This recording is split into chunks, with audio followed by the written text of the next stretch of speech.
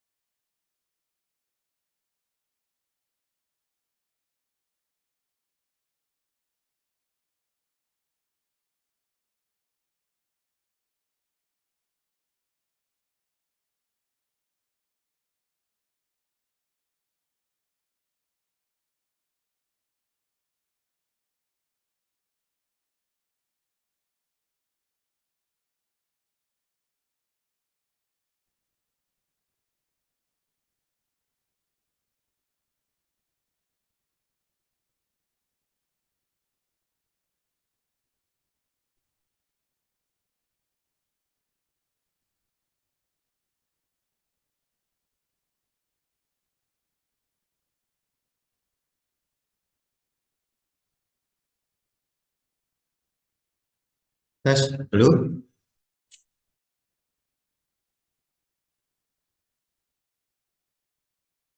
Iya, Pak. Oh, enggak ya suara saya. Cuma kok kameranya nggak bisa on ya biasanya.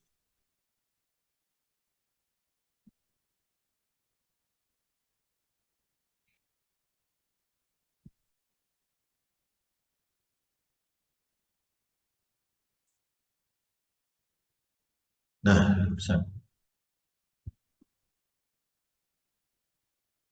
Baik, di kelas ini jumlah mahasiswanya ada berapa orang ya? 15 ya? 15 atau 17?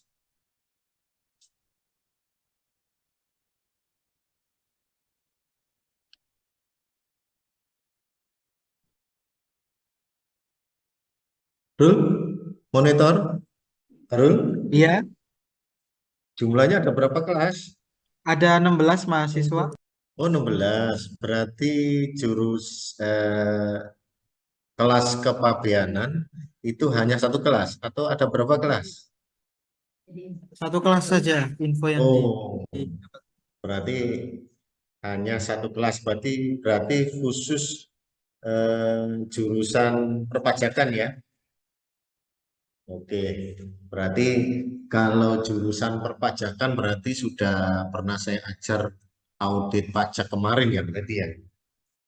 Kemarin audit pajak sudah disampaikan ya, Rum? Audit pajak belum, Udah, mosok belum. belum sempat kelas. Kelas ini kemarin ikut mata kuliah audit pajak nggak? Kelas ini. Iya, Pak. Udah. Cuma kita belum nerima materinya. Oh, materinya belum. Pak saya nggak tahu materinya di mana, nanti saya cari ya. Baik kalau gitu kita mulai aja ya perkuliahan hari ini yang seharusnya jam 12.40 karena tadi saya itu bukannya lupa ya. Nggak tahu kalau hari ini itu ada mata kuliah kepabeanan karena grupnya kok nggak nyampe-nyampe. Mungkin saya udah dimasukin ke grup tapi saya nggak apa ya nggak paham kalau sudah ada grup kepabeanan sehingga saya tadi itu nggak mempersiapkan materi sama sekali. Ternyata baru ingat kalau sudah dipersiapkan oleh Nasrullah. Saya kelupaan. Ternyata setelah saya lihat, oh iya ada ternyata. Setelah saya lihat ada tambahan-tambahan materi sedikit tentang kepabian. Baik, kalau gitu kita mulai aja perkuliahan hari ini. Mohon maaf mungkin saya nggak sampai full ya perkuliahan hari ini. Karena mendadak barusan saya di SMS oleh PT Tunas Toyota. Tunas Toyota di Jakarta yang mana saya suruh jam 7 sampai sana di Tunas Toyota. Kebetulan Tunas Toyota kemungkinan besar akan menunjuk saya sebagai konsultan pajaknya ya. Alhamdulillah ya sekali-sekali menangani perusahaan yang besar gitu ya. Karena itu grupnya Toyota. Kenapa kalau seorang konsultan pajak atau akuntan publik atau konsultan lainnya menerima klien yang berskala besar itu senang? Karena gini ya, tidak hanya ini ya, senang terima fee-nya, pasti fee-nya ya lumayan dibanding dengan perusahaan-perusahaan kecil, bukan karena tujuan utamanya karena fee-nya itu gede, itu enggak. Karena pengalaman yang akan kita dapatkan di klien yang besar itu pengalamannya cukup berharga sekali dan bervariasi dan sangat menarik itu kasus-kasus yang dialami oleh perusahaan-perusahaan yang cukup besar itu ya. Kebetulan ini sekedar gambaran aja ya. Kebetulan di PT Tunas itu dari segi aspek persediaan ya, dari segi aspek persediaan di mana persediaannya itu sebagian itu diperoleh dari impor dari dari Jepang ya, dari Jepang dan juga ada beberapa dari negara ASEAN lainnya terutama dari Thailand ya, Thailand.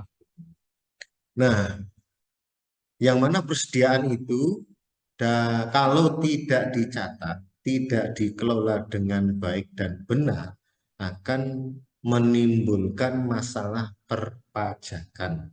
Akan menimbulkan masalah perpajakan.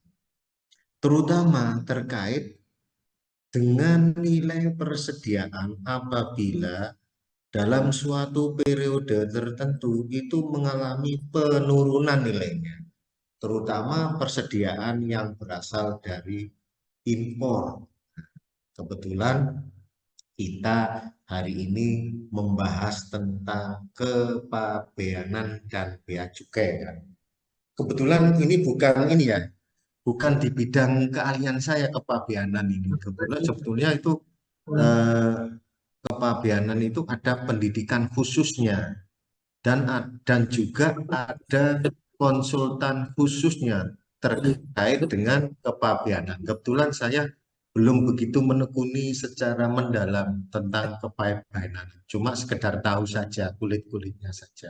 Namun demikian saya apa boleh buat apa daya, karena saya ditugaskan untuk memberi mata kuliah mata kuliah tentang, bukan mata kuliah dari ya, mata kuliah tentang kepabeanan. Saya berusaha untuk semaksimal mungkin berdasarkan praktek yang pernah saya alami dan pernah saya jalani, akan saya kupas dari situ ya, saya kaitkan dengan teori. Nah, kembali lagi terkait dengan tadi ya, persediaan PT Tunas tadi, di mana PT Tunas dan PT Tifari itu dulunya pemegang saham PT SNI ya, PT SNI.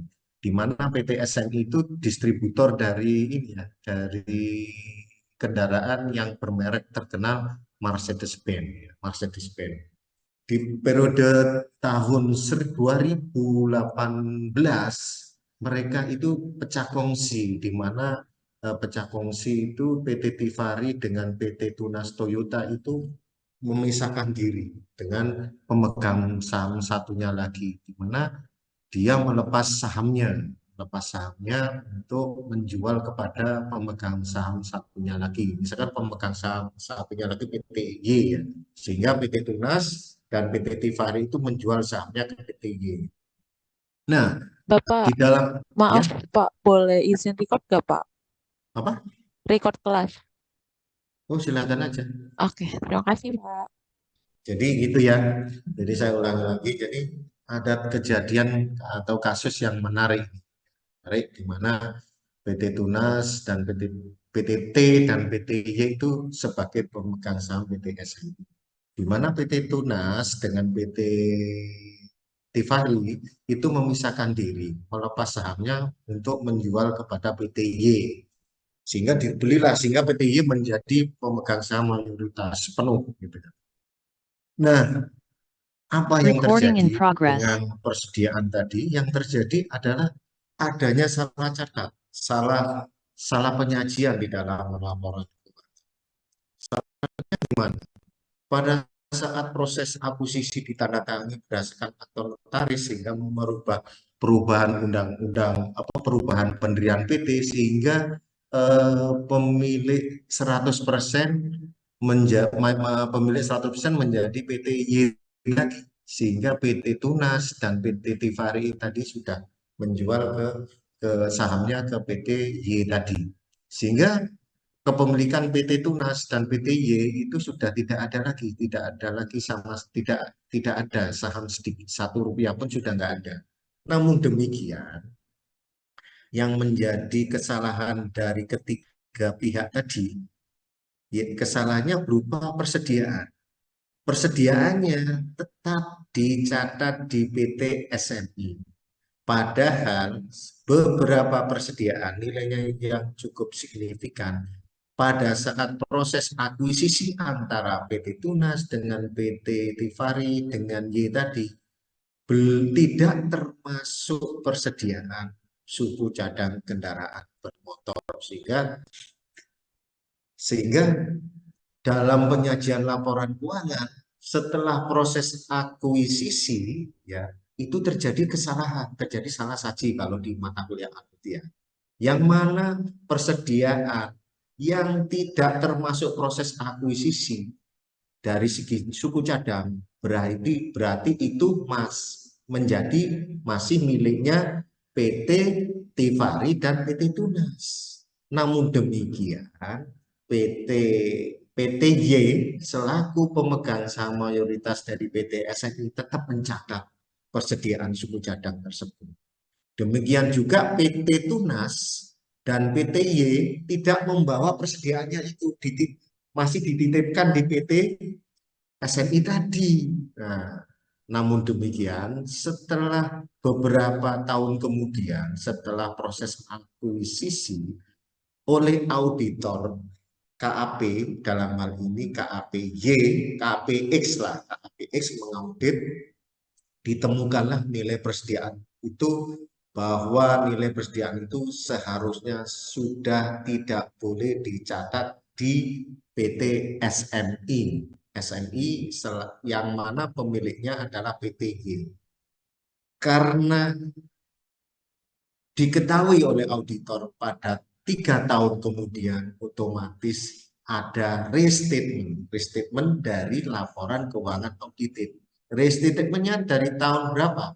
Yaitu dari tahun 2019, 2020, dan 2021. Karena apa dilakukan restatement tahun 2019, tahun 2020, tahun 2021? Karena ada salah saji yang mana persediaan itu seharusnya sudah dibawa oleh PT Tunas dan juga seharusnya sudah dibawa oleh PT Tifari. Namun demikian tetap dicatat di PT SNI. Padahal SNI sudah diambil alih oleh PTY. Akhirnya di restatement lah. Dengan adanya restatement tadi, sehingga nilai persediaan menjadi turun. Yang tadinya 100 miliar menjadi katakanlah turunnya 90 miliar menjadi 10 miliar. Ada penurunan. Diskon atau 50%.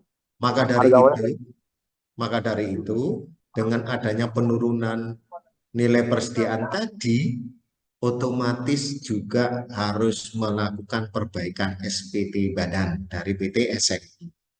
Dengan adanya penurunan tadi oleh kantor pajak diperiksa. Loh, penyebab penurunan ini karena apa? Sudah dijelaskan oleh PT SNI karena adanya suku cadang persediaan yang mana adanya restatement dari kantor akuntan seharusnya bukan miliknya PT SNI lagi. Nah, orang pajak tidak mau tahu tentang hal itu. Tetap dikenakan pajak. Pajaknya dari segi apa? Dari segi PPN. Dianggap adanya penjualan. Nah, padahal di situ 90% barang impor. Sehingga ada pajak terutang menjadi, katakanlah contohnya tadi ada penurunan 90 miliar, otomatis pada saat itu, pada saat tahun 2018, tarif BPN masih 10%. Sehingga terutang BPN 9 miliar, denda 100%. Jadi kena 18 miliar. Nah, disitulah akibat adanya kesalahan pencatatan dan penyajian di dalam laporan keuangan, sehingga berpengaruh kepada apa? Kepada pengenaan pajak. Padahal menurut Undang-Undang PPN,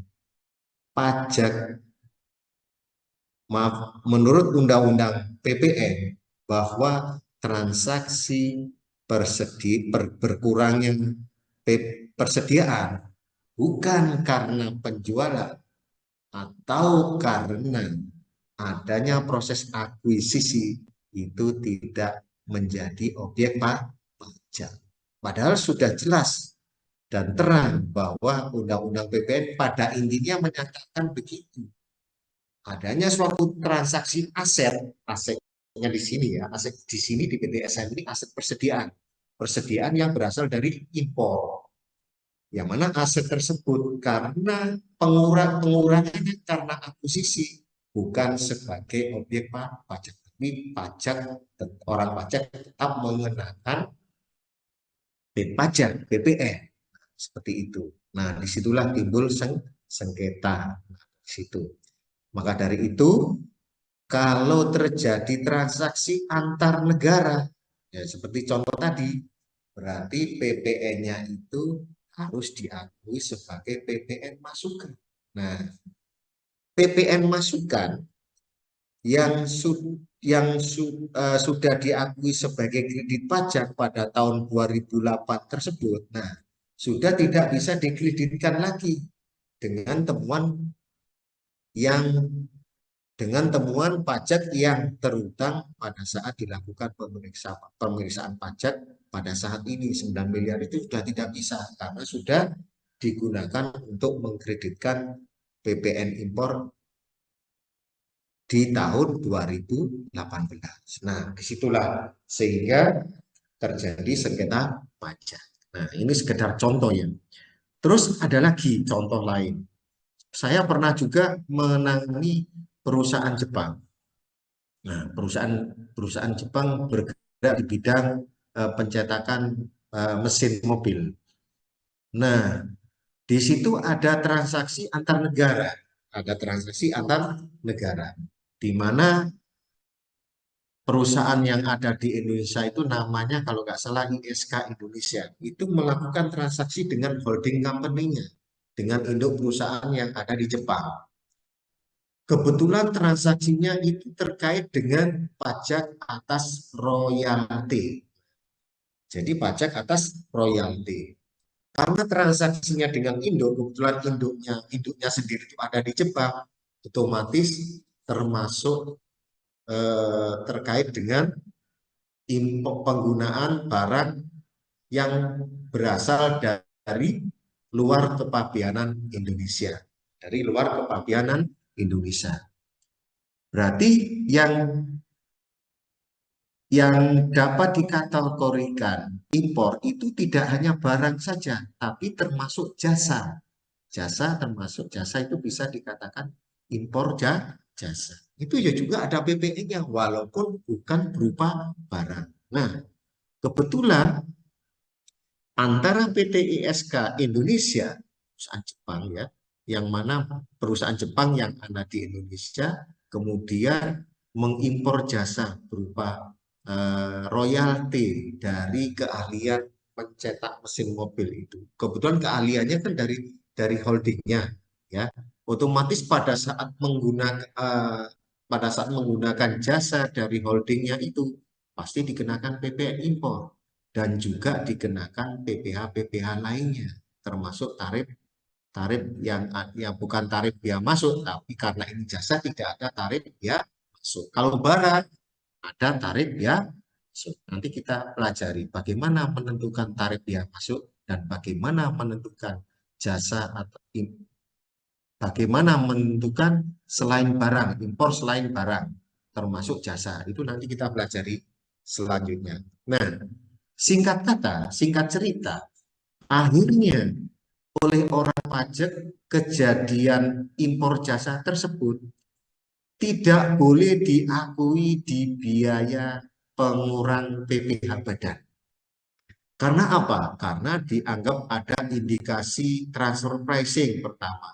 Dan juga oleh orang pajak dianggap tidak ada transaksi terkait dengan dianggap tidak ada biaya secara fiskal yang bisa diakui atas biaya royalti tersebut, ya. Itu koreksi dari pajak. Yang mana dengan adanya tidak diakui sebagai pengurang biaya dan sebagai pengurang biaya untuk perhitungan PPh badan, ya, sehingga PPh badannya kurang bayar. Sehingga PPh badannya kurang bayar sebesar sekian M katakan. Yang tadinya rugi menjadi untung, ya, menjadi laba. Nah, disitulah terjadi sengketa pajak atas biaya royalti.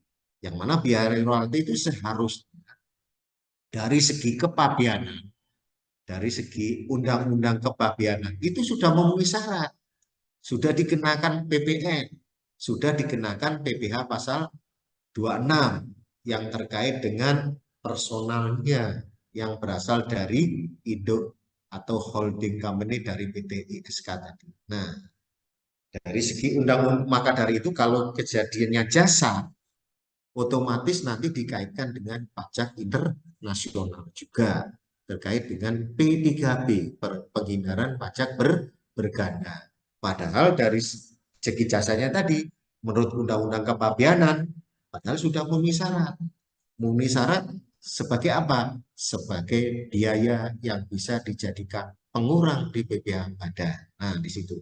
Nanti kita pelajari lebih lanjut ya terkait dengan contoh-contoh kasus tadi. Seperti itu, kira-kira contoh kasus yang akan saya jadikan, yang sudah saya jadikan, bukan akan ya, sudah saya jadikan sebagai pengantar kuliah pada saat pertemuan pertama ini. Nah, maka dari itu, dari Undang-Undang Kepabeanan ini, Anda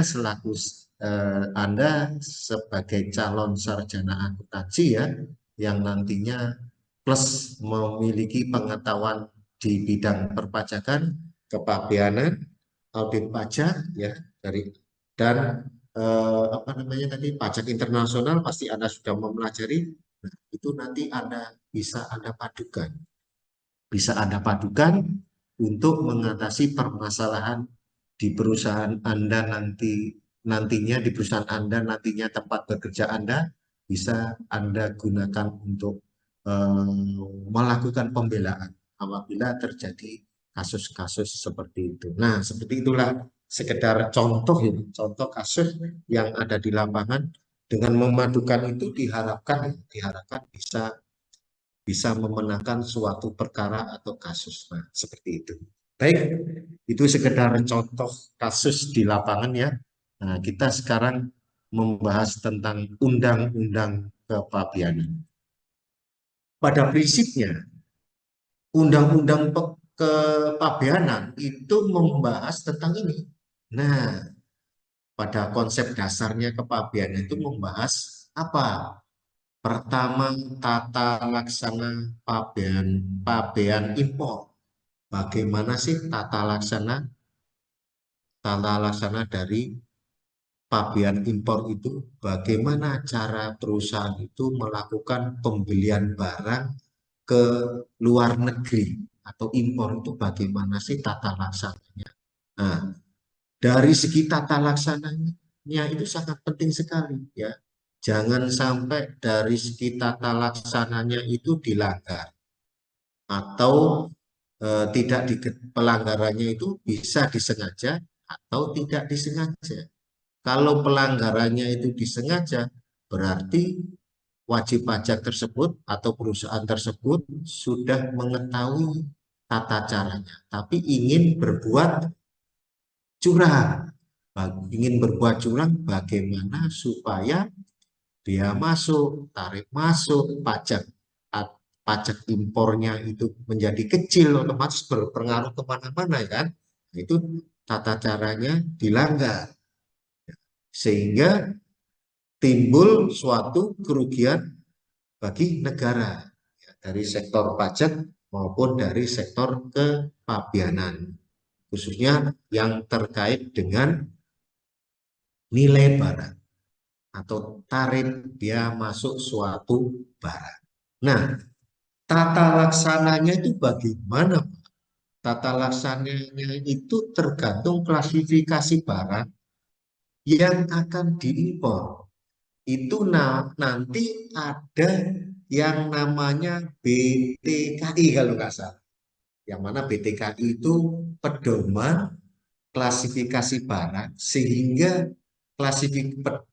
jenis barang itu memiliki tarif-tarif tertentu. Nah, itu nanti kita pelajari tersendiri di perkuliahan kepabeanan yang akan datang. Jadi ada buku pedomannya dari kantor Bea Cukai, dalam hal ini Direktorat Jenderal Bea Cukai. Karena kita mempelajari kepabeanan, otomatis Direktorat Jenderal Bea Cukai. Kalau kita belajar pajak dari Direktorat Jenderal Pajak, sehingga di dalam organisasi Kementerian Keuangan itu saat ini ada direktorat, ada dirjen pajak, ada dirjen bea cukai, dipisah ya.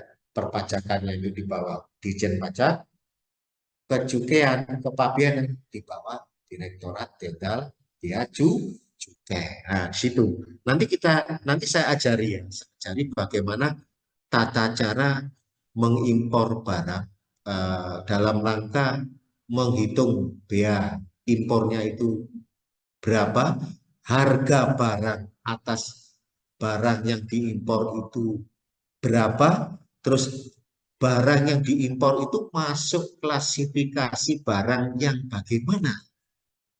Terus dengan adanya klasifikasi barangnya itu terus dikenakan tarif bea masuk dan bea impornya itu berapa. Nanti itu ada hitungannya.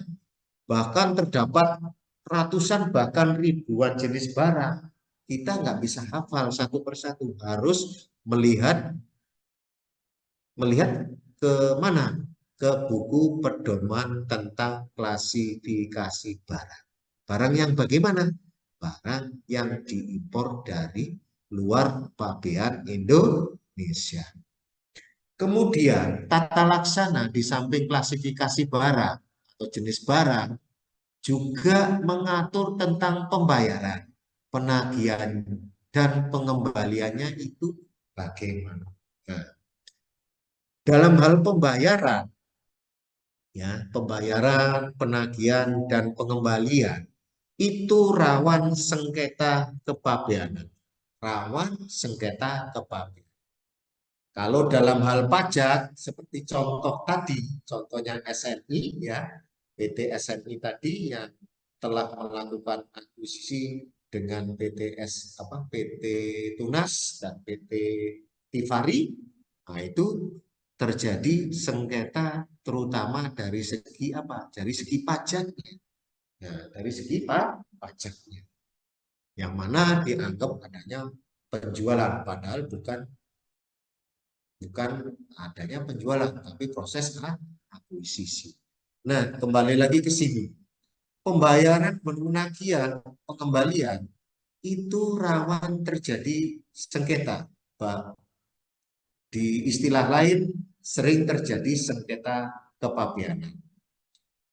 Sengketanya disebabkan karena apa, Pak?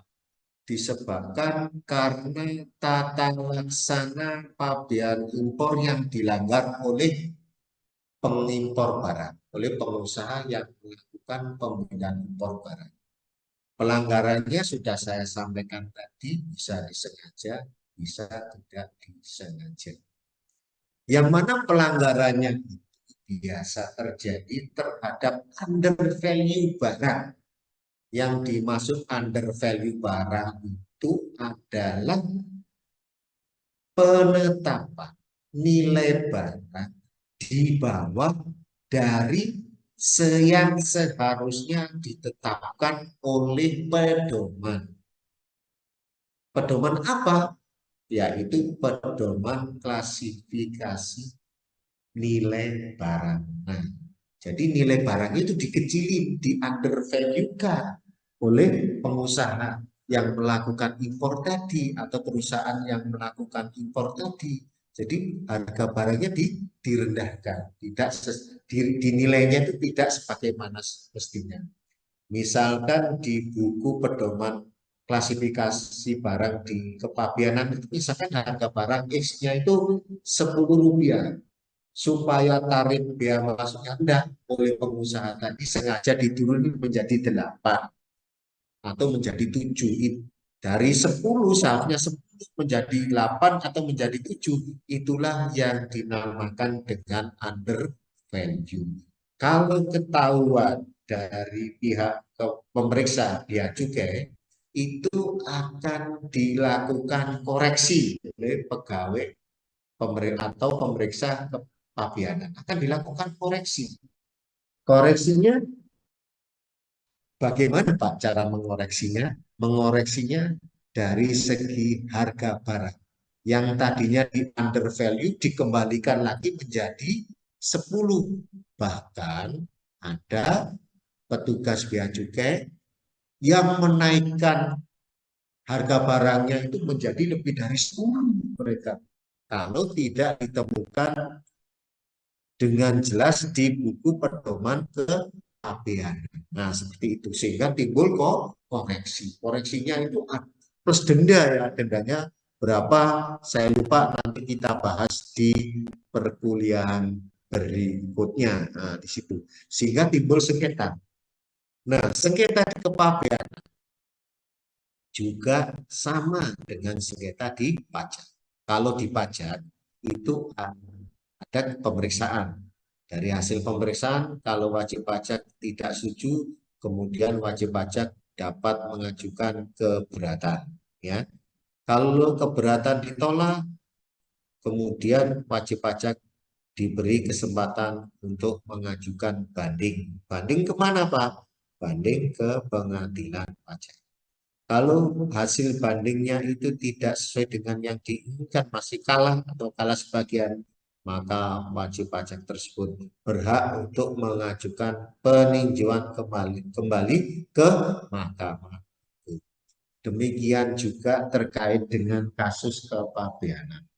Apabila terjadi koreksi dari hasil pemeriksaan dari petugas bea cukai atas under value tadi, maka apabila wajib pajak dalam hal kepabeanan tidak setuju, bisa mengajukan keberatan. Kemana keberatannya? Sama, yaitu keberatannya ke pengadilan pajak. Tapi yang mendampingi selaku konsultannya harus mempunyai sertifikasi kepabeanan. Jadi tidak boleh punya sertifikasi konsultan pajak terus mendampingi banding di pengadilan pajak terkait dengan kasus kepabeanan, nggak boleh. Harus punya sertifikasi khusus kepabeanan. Nah, seperti itu. Akhirnya ini ya apa namanya, misalkan keberatan ditolak, bisa juga mengajukan PK, maaf, bukan PK, bukan banding ya, bukan banding tapi PK. Jadi prosesnya sama. Jadi prosesnya pertama, apabila diperiksa, kemudian mengajukan keberatan ke bea cukai. Apabila keberatan ke bea cukai itu ditolak, kemudian wajib pajak berhak untuk mengajukan banding ke pengadilan pajak. Apabila pengadilan pajak ditolak, berhak untuk mengajukan peninjauan kembali ke Mahkamah Agung. Nah, di situ ya, itu dari segi tata laksana. Kemudian dari segi tata laksana dan dari segi klasifikasi barang. Kemudian pada intinya dari dasar kepabeanan, di samping mengatur tentang tata laksana pabeanan impor, klasifikasi barang juga mengatur larangan dan pembatasan. Larangan ini adalah barang yang dilarang untuk diimpor. Barang yang dilarang untuk diimpor terkait dengan pengaturan larangan. Misalkan larangan mengimpor bom atau senjata senapan atau senjata senjata berat berkaliber yang berat untuk tempur atau kendaraan perang. Nah, itu dilarang sembarangan orang, sembarangan wajib pajak, sembarangan perusahaan untuk mengimpor. Yang terkait dengan larangan ini diatur khusus di ketentuan kepabeanan. Diatur khususnya ya hanya atau dikecualikan, yang boleh mengimpor itu dikecualikan. Misalkan untuk senjata perang, senjata api, itu biasanya ada pengecualian. Ada perusahaan-perusahaan tertentu yang dapat mengimpor mengimpor barang yang dilarang diimpor tadi. Contohnya PT Pindad. PT Pindad itu kan perusahaan milik pemerintah yang khusus memproduksi senjata perang kan. Nah, terhadap barang larangan tadi, Pak, terhadap impor atas barang larangan tadi berupa senjata untuk perang, itu PT Pindad diperbolehkan untuk impor. Jadi PT Pindad dikecualikan dari larangan untuk mengimpor senjata untuk perang tadi, baik itu untuk bahan baku amunisi berupa bom yang kecil maupun bom yang berkelas yang berhulu ledak tinggi atau sedang. Nah, itu PT Pindad boleh. PT Pindad boleh. Selain PT Pindad dilarang. Dan juga ada pembatasan. Mungkin PT Pindad itu ada pembatasan meskipun PT Pindad itu dikecualikan dari larangan impor. Bisa juga PT Pindad itu ada pembatasan. Juga pembatasan atas impor dari bahan baku maupun barang yang sudah jadi atas senjata perang itu ada pembatasannya juga. Jadi misalkan mau mengimpor senjata jenis X, jenis rifle X misalkan. Nah itu biasanya ada pembatasan tertentu. Jadi tidak boleh melanggar dari pembatasan yang telah ditentukan oleh peraturan dari kepabeanan. Nah, di situ. Kemudian di samping tata laksana kepabeanan impor, klasifikasi barang, larangan dan pembatasan, juga sistem nilai pabeanan. Sistem nilai pabeanan. Sistem nilai pabeanan itu terkait juga dengan pembayaran, penagihan, dan pengembangan. Jadi sistem nilainya, nilai tarifnya itu bagaimana? Nanti kita bahas khusus di perkuliahan selanjutnya. Yang terakhir, dasar kepabeanan itu terkait dengan tata laksana impor. Nah, ini kok sama ini? Mungkin jangan-jangan salah ketik ini. Coba saya lihat. Nah, kayaknya salah ketik ini. Kok sama judulnya? Sebentar saya lihat dulu.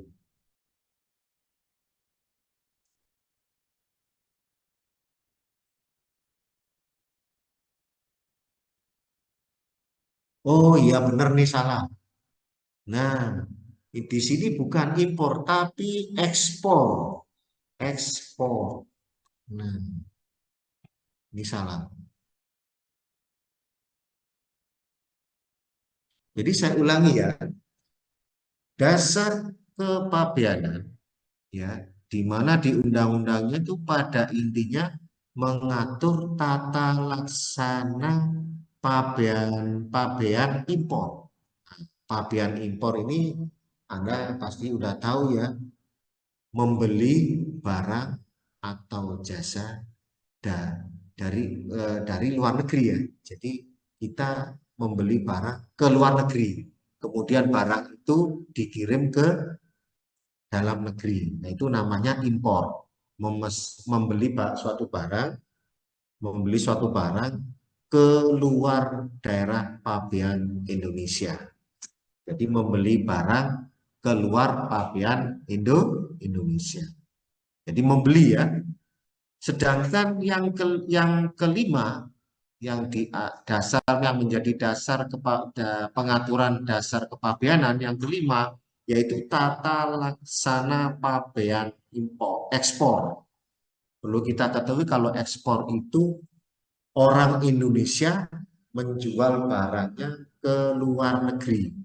Yang tadi kalau impor orang Indonesia menjual barangnya, membeli barang dari luar negeri. Kalau ekspor orang Indonesia menjual barang ke luar negeri. Nah, di situ. Anda kan sudah belajar pajak. Kalau ekspor itu PPN-nya ada, tapi PPN-nya sebesar berapa? 0 rupiah. Tapi kalau impor seperti tarif PPN dalam negeri. Situ. Dan impor nanti dasar pengenaannya dari nilai barang impornya itu berapa. Nah, nilai barang impornya itu bagaimana menghitungnya, rumusnya bagaimana, tarifnya gimana, nanti kita pelajari selanjutnya.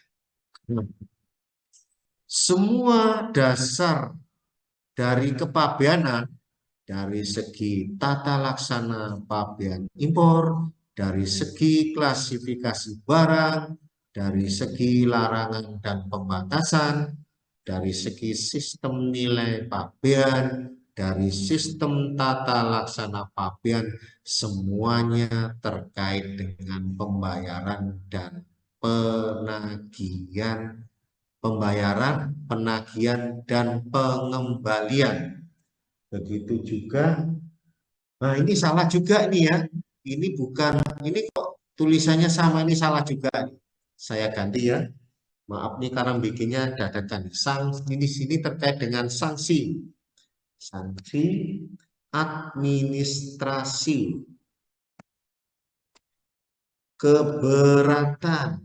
Keberatan dan banding. Banding. Nah, di sini. Tadi sudah saya jelaskan keberatan dan banding kan. Tak lihat-lihat kok nggak ada. Ternyata di sini nih. Nah, salah ketik. Mohon maaf. Nah, jadi saya ulangi lagi ya. Semuanya yang menjadi dasar kepabeanan itu pasti kaitannya dengan sanksi, pasti kaitannya dengan pembayaran, penagihan dan pengembalian.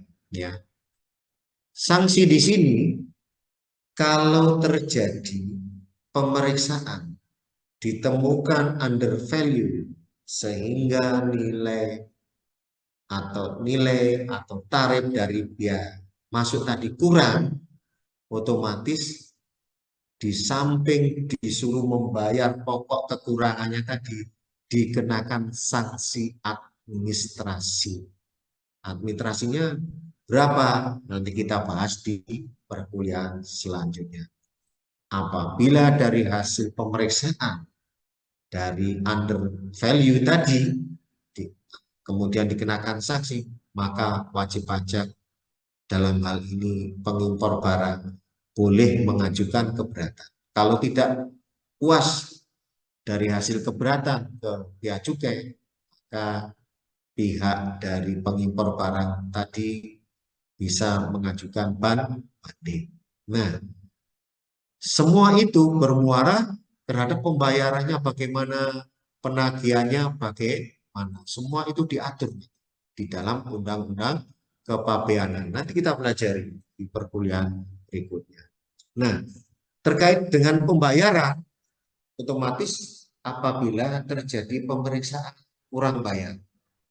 Dan sebaliknya, apabila terjadi pemeriksaan dari petugas bea cukai, ternyata ditemukan kelebihan bayar. Ditemukan kelebihan bayar.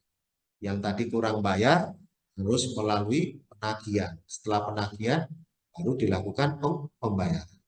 Sebaliknya, apabila ditemukan ternyata hasil temuan dari pemeriksaan bea cukai ternyata lebih bayar, maka itu akan diatur bagaimana cara melakukan pengembalian atas kelebihan bayar yang dihitung oleh pemeriksa bea cukai tadi. Nah, itu semua diatur di dalam undang kepabeanan. Nah, ini yang akan kita pelajari dari perkuliahan pertama saat ini nanti sampai perkuliahan yang ke-15 ini semua akan kita pelajari.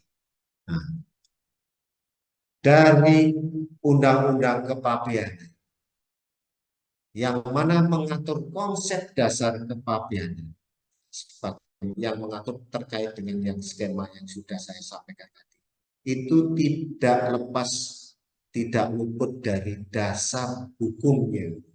Harus ada dasar hukumnya. Kalau tidak ada dasar hukum, maka ini tidak bisa dijalankan. Harus ada dasar hukum yang mengatur.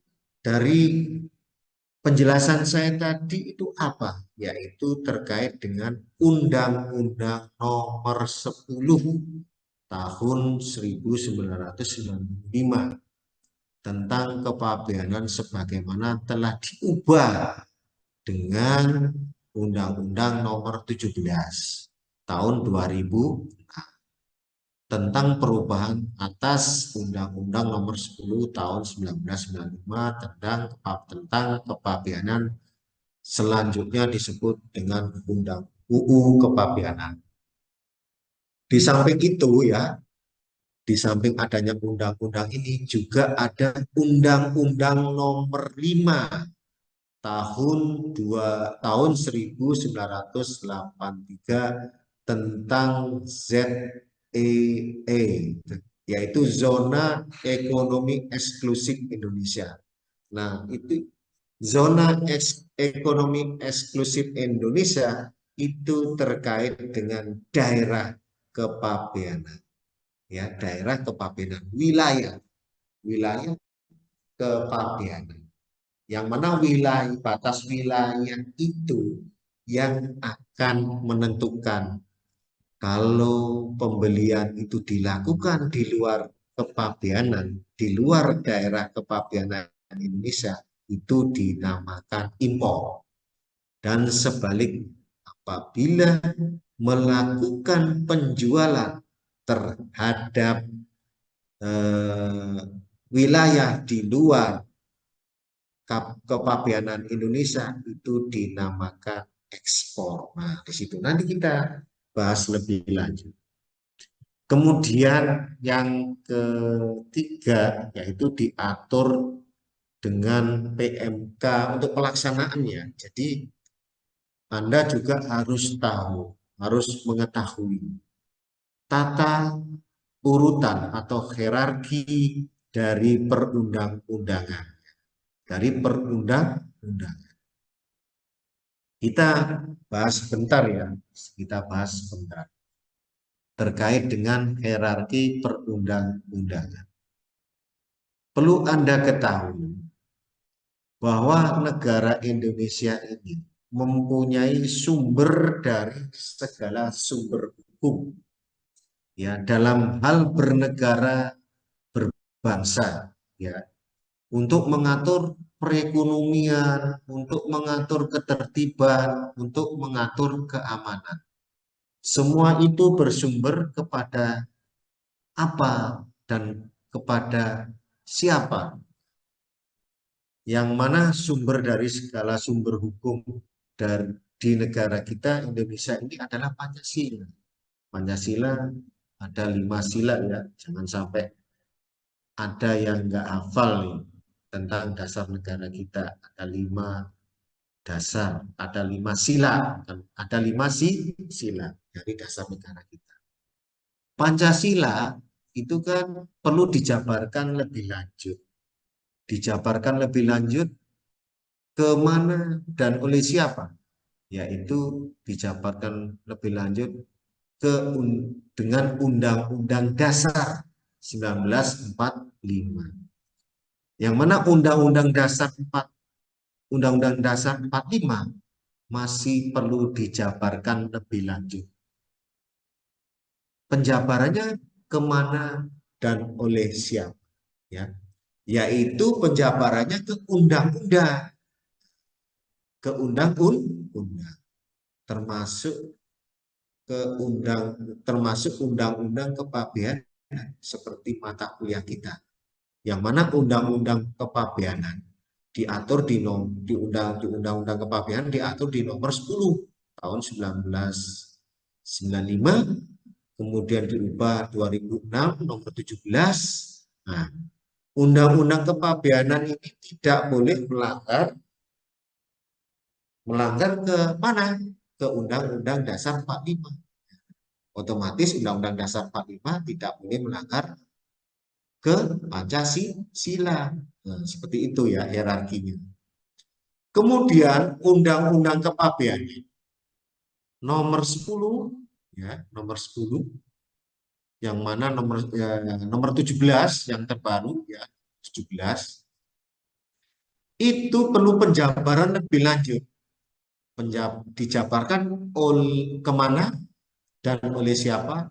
Penjabarannya yaitu untuk pelaksanaannya ke PMK nomor 183, PMK 01/2020. Tentang apa nih? Tentang perubahan PMK nomor 188 2016. Berarti yang terbaru, PMK yang terbaru yang harus dijadikan pedoman untuk pelaksanaan dalam hal kepabeanan yaitu mengacu ke PMK Peraturan Menteri Keuangan nomor 183. Tentang apa?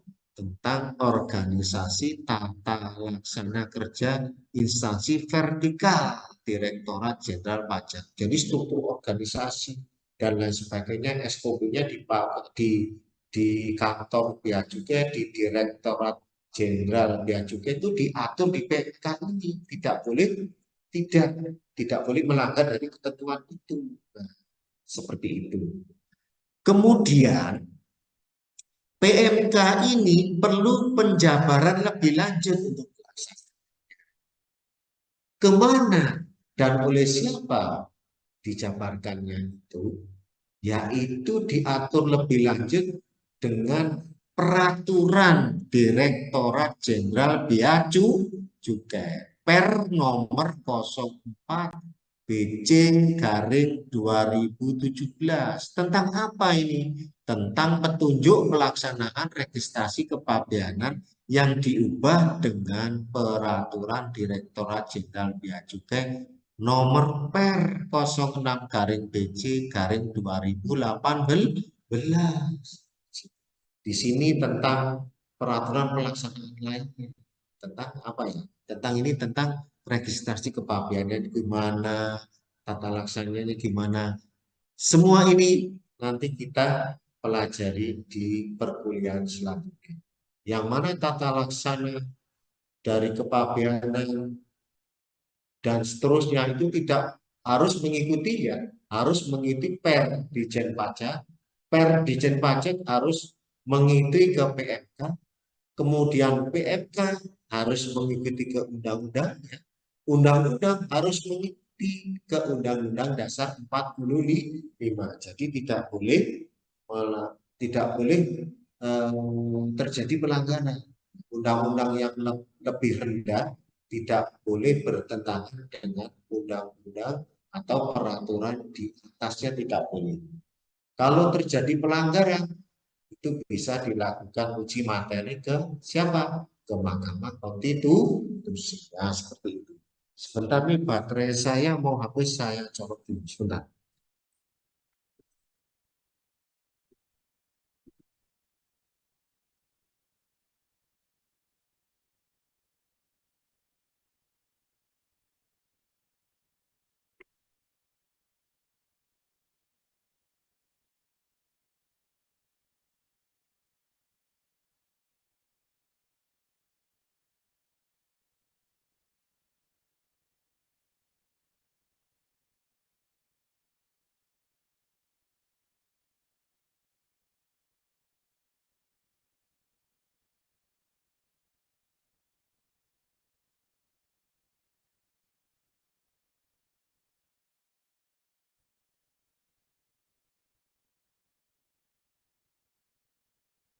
Nah, di situ ya dari ketentuan atau dasar hukum yang menjadi pedoman atau patokan dari kepabeanan itu berdasarkan Undang-Undang Kepabeanan, nomor 10 tahun nomor 17 tahun 2006. Nah, dari Undang-Undang Kepabeanan itu di samping mengatur tentang kewajiban yang harus dilaksanakan atau dipenuhi, juga mengandung pengecualian. Mengatur pengecualian. Ada wilayah-wilayah di suatu negara itu kalau orang Indonesia atau pengusaha Indonesia melakukan impor suatu barang ke dalam wilayah negara yang dikecualikan bebas pajak, itu tidak dikenakan tarif apapun, ya, tidak dikenakan tarif biaya masuk. Jadi termasuk PPN-nya juga bisa dibebaskan, bisa tidak kena PPN. Dan juga tetap kena PPN, tapi biaya masuknya bebas. Seperti itu. Pernah saya alami ya. Waktu itu saya mengurus perusahaan yang namanya PT Medgobel, Panasonic. Medgobel itu kan miliknya Ahmad Gobel ya. Waktu itu udah lama sekali kejadiannya. Kira-kira tahun berapa ya? 2002 atau 2003. Waktu itu saya sebagai auditor di PT Medgobel itu. Di tahun 2003 atau 2004, udah lama sekali. Waktu itu saya jadi auditor. Kemudian oleh PT Medgobel, saya selaku auditor itu disuruh mendampingi juga mengajukan keberatan ke bea cukai. Oleh bea cukai ditolak sehingga keberatan ke bea cukai itu ditolak sehingga PT Medgobel itu tetap terutang bea masuk. Alasan keberatan dari PT Medgobel sesuai dengan hasil audit saya pada saat saya nyatakan hasil audit saya bahwa PT Med, jadi saya nyatakan bukan di opini ya. Saya menyatakan waktu itu di kertas kerja saya, di kertas kerja audit. Yang mana di opininya otomatis wajar tanpa pengecualian itu wajar. Tapi pernyataan saya tentang kepabeanan hasil audit saya nyatakan di kertas kerja bahwa PT Medgobel melakukan impor barang berupa komponen dari pembuatan AC itu ya, AC merek Panasonic, melakukan impor dengan melakukan impor dengan menggunakan form D, yang mana waktu itu ketentuan form D itu khusus form yang diperuntukkan bagi perusahaan yang ada di Indonesia melakukan impor ke kawasan beberapa negara kawasan ASEAN, yang mana di kawasan ASEAN itu mendapat fasilitas pembebasan sampai 0 pembebasan sampai 0% ya. Ada yang 0%, ada yang 1%, ada yang setengah persen, tergantung dari negara ASEAN, tergantung negara-negara ASEAN yang telah ditentukan oleh kedua belah pihak.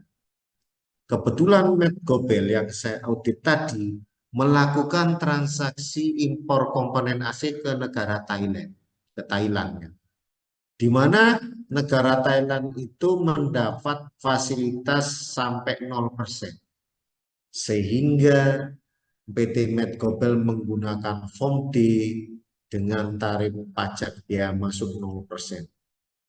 Akan tetapi oleh petugas bea cukai dikenakan pajak, nggak tahu kenapa waktu itu.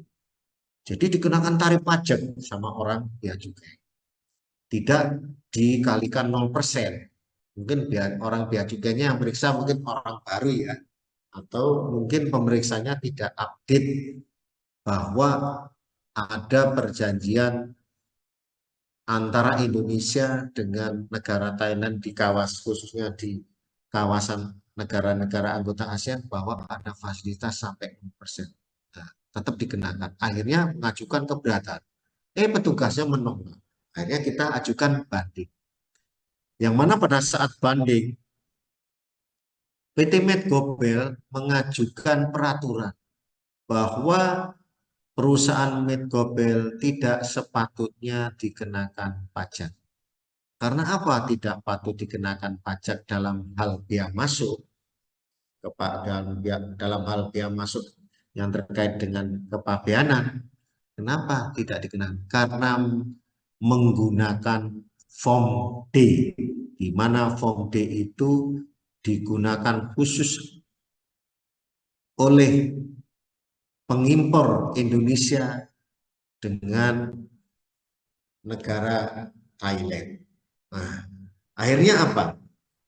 Diklarifikasi dan dievaluasi oleh hakimnya ternyata memenuhi syarat dari segi batas waktu pembayaran, batas dari segi perjanjian, dari segi kelengkapan dokumen.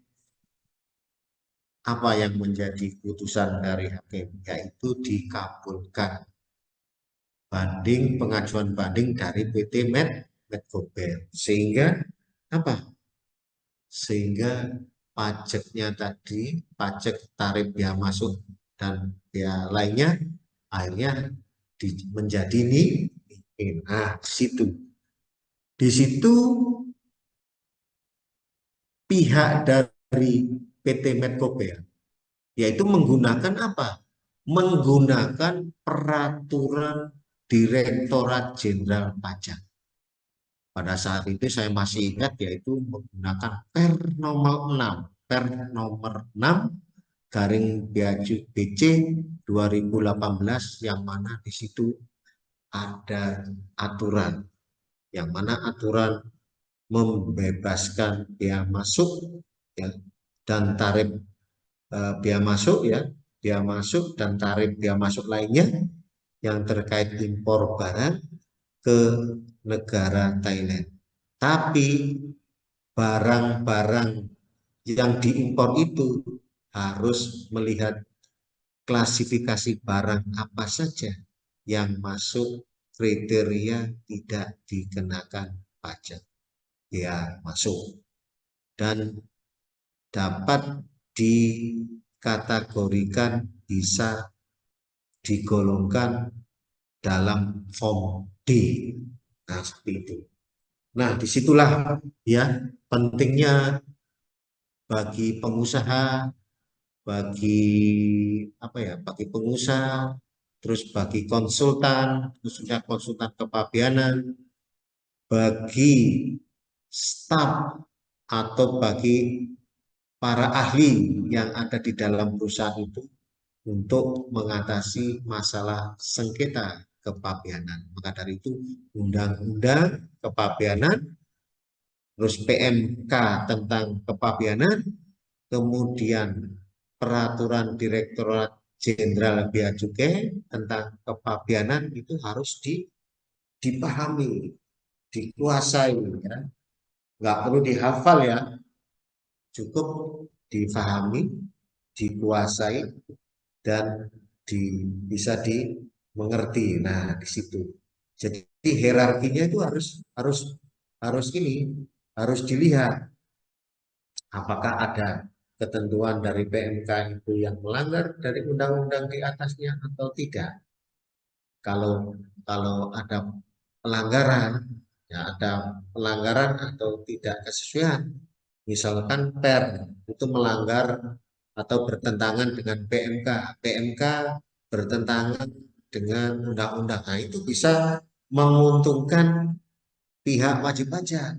Nah, bisa menguntungkan pihak wajib pajak kalau terjadi pelanggaran-pelanggaran atau pertentangan ya undang-undang atau peraturan di bawahnya ke undang-undang di atasnya, itu bisa menguntungkan dari pihak yang bersengketa, terutama pemohon atau ya pihak yang mengajukan banding atau pihak yang mengajukan permohonan keberatan. Nah, itu harus ini ya, harus dicermati. Kalau misalkan Anda temukan ada pertentangan gitu, ya bisa dijadikan alasan untuk memenangkan suatu perkara atau kasus dalam pembelaan sengketa kepabeanan maupun sengketa pajak. Seperti itu. Nah, ini dasar hukum selanjutnya ya. Nanti baca sendiri. Juga ada peraturan pemerintah nomor 85 ya. Terus ada peraturan pemerintah nomor 21 ya tentang penindakan di bidang kepabeanan, ada PMK nomor 13, kemudian tahun 2000 tentang penetapan barang ekspor dikarenakan bea keluar dan tarif bea keluar. Nanti kita pelajari di sesi berikutnya. Kemudian ada PMK 160 garing PMK 01 2008 tentang pemberian imbalan bunga dan imbalan bunga di bidang kepabeanan dan atau cukai. Ini bisa juga karena pengembalian. Karena pengembalian bisa juga dari situ karena memenangkan kasus sengketa kepabeanan baik itu pada saat keberatan maupun pada saat banding. Nah, jumlah hutang yang sudah kita bayar, kemudian kita ajukan keberatan dan banding menang, nah itu bisa dapat imbalan bunga. Sejak kapan diperhitungkan imbalan bunganya? Ya, sejak dilakukan penyetoran.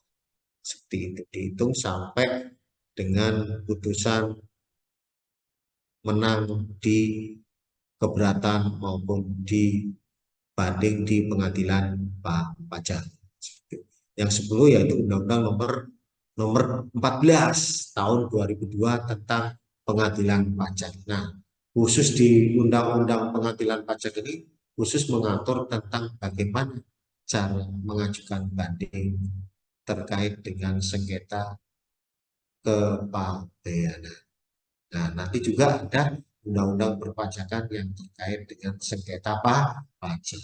Seperti itu kalau terjadi sengketa pajak.